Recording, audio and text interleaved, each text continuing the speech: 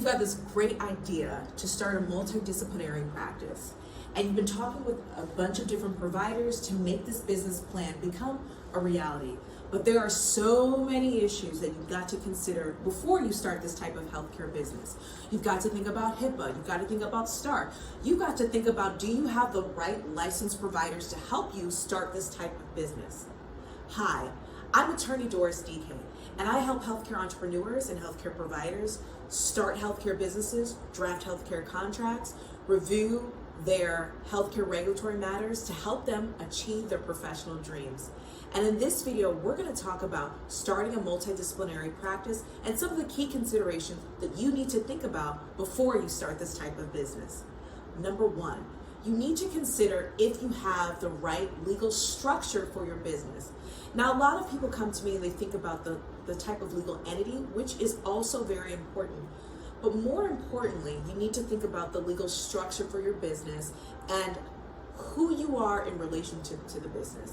I say that because a lot of people are entrepreneurs and they might not be a licensed professional, so they'll have a different structure versus a physician who's trying to start this type of business. So we got to think about the legal structure.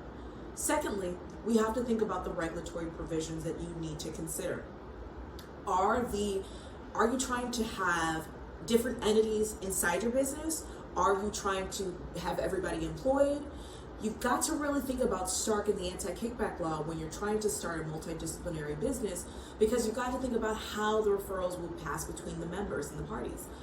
Now, you might say, I'm going to have a cash-based business, and that might not be an issue that you're considering, but you also have to think about what type of revenue you're really trying to derive from your business if you're trying to only have a cash-based business, because sometimes cash-based businesses have a little bit of a revenue crunch. So consider that when you're coming up with your business model.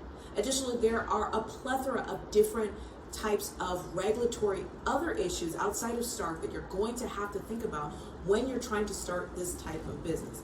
Outside of the idea of just HIPAA, there are going to be other types of issues you're going to consider, including fee splitting between providers and potential healthcare entrepreneur. So, if you're interested in starting this type of business and you need some guidance and support, here at DK Law Group, we are here to help you.